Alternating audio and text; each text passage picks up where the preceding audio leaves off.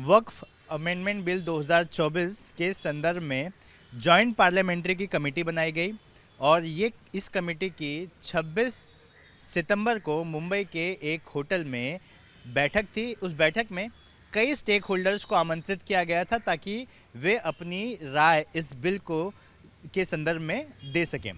उसी मीटिंग में एक ऐसे स्टेक होल्डर हैं जिनके साथ हाथापाई हुई। हमारे साथ इरफान अली पीरजादे हैं, उनसे हम बात करेंगे। इरफान जी, आपको क्यों आमंत्रित किया गया था जॉइंट पार्लियामेंट्री कमेटी द्वारा? हमारी एनजीओ मुसलमानों में काम करती है। मुस्लिम एक्टिविटीज़ बहुत सारे हम करते हैं। उसमें हमने जेपीसी को लिखा था कि हम इस विषय में बात रखना चाहते हैं। हम बहुत सारे एजुकेशन इंस्टीट्यूट से भी यहाँ पर कनेक्टेड है, तो उसमें तो उसकी वजह से हम इनवाइटेड थे। और इस इनविटेशन की वजह से मैं वहाँ पर, उन्होंने 11 बजे बुलाया था, मैं करीबन 11:15 को पहुँचा था वहाँ पे। उन्होंने फिर 11 साढ़े 11 तक अंदर बुलाया था। और अंदर बुलाने से जो मेरा पक्ष रखना था, जो मैं इस बिल के पक्ष में हुई है, मैं वहाँ रखने गया था। एक्चुअली ये सारी बातें बतानी नहीं है, लेकिन जबकि मैंने एफआईआर में ये लिखा है, इसलिए बोल रहा हूँ कि उसके पक्ष में रखने के बाद वहाँ के कुछ सदस्यों को, जो कल्याण बनर्जी है, वो ज़्यादा उफान में आए और ज़ोर से चिल्लाने लगे मुझ पर, और मेरे वक्तव्य को रोका उन्होंने। और पीछे जो मेरे कुछ स्टाफ बैठे थे उनके, तो उन्होंने उनको बोला कि इसको बाहर निकाल दो। और भी ओवैसी साहब ने भी हाथ इशारों से उनको वही करने के लिए कहा। तो ये कर रहा था, तो ठीक है, बोल रहा था कि काफिरों की हेल्प करता है, तुम्हें देख लेंगे। ये धमकी देना, ये बहुत डेंजर चीज़ थी मेरे लिए। मैं वहाँ से तो 4-5 बजे चला गया उस दिन, लेकिन मैं बहुत डिस्टर्ब रहा। देश की बात करने वाले सारे एमपी वहाँ अंदर थे, संविधान की भाषा करने वाले एमपी अंदर थे, और वो किसी को बोलने नहीं दे रहे थे। और किसी एक महत्वपूर्ण बिल पर बातचीत हो रही थी। जी जी, इतना बहुत बड़ी बात है ये। वक्फ अमेंडमेंट जो हो रहा है, बहुत अच्छा उसमें कदम सरकार उठा रही है। उसकी चर्चा भी सब तरफ कर रही है, ये भी अच्छा है। लेकिन कुछ लोगों को ये गवारा नहीं है, ऐसा ध्यान में आ रहा है।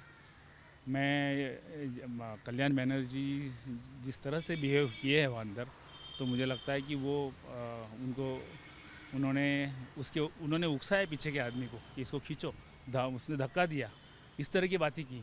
मुझे लगता है कि ये लोकशाही के लिए, ये संविधान के लिए, अपने देश की तरक्की के लिए अच्छा नहीं है। सभी को बोलने देना चाहिए। और बेसिकली जो मुस्लिम आके बोलना चाहते हैं, वो बड़े स्टेक होल्डर है, उनको बोलने देना चाहिए, ऐसा मुझे लगता है। असदुद्दीन ओवैसी का भी जिक्र आपने एफआईआर में किया है।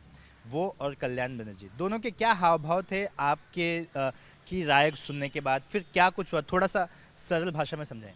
मैं सच कहूँ तो हमें जेपीसी ने कहा है कि अंदर जो चीज़ें हुई है उसका बाहर ज़्यादा जिक्र नहीं करना है।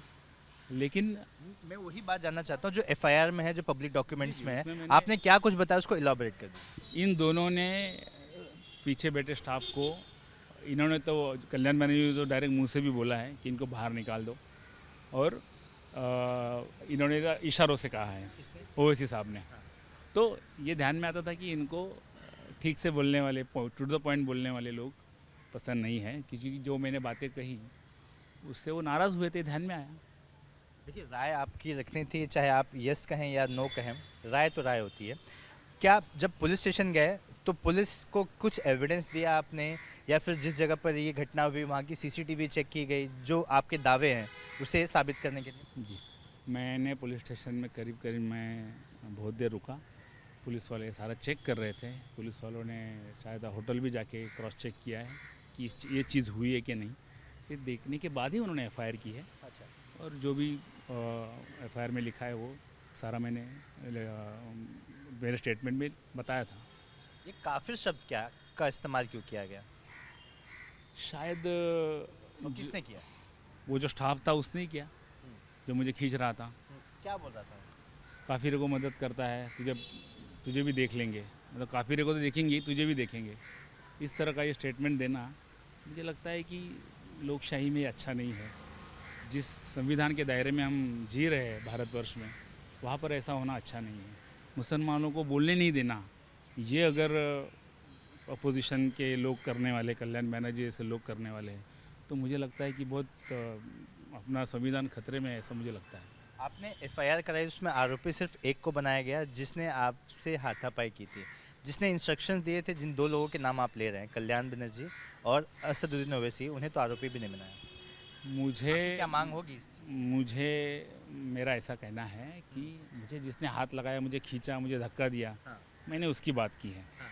और मैंने उसको जो इंस्ट्रक्शन देने वाले जो है उनकी भी बात की है। हाँ।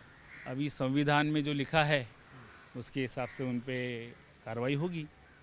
संविधान उतना सक्षम है ये सब करने के लिए। सरकार से क्या उम्मीद है? सरकार अपना काम करे, जो एफआईआर लिखाई है उसके ऊपर वो एक्ट हो। धन्यवाद।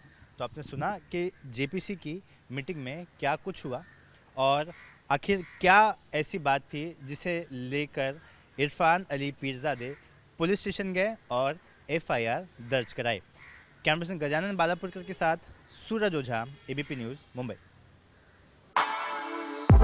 For exclusive and insightful videos, subscribe to our new channel ABP Live Premium.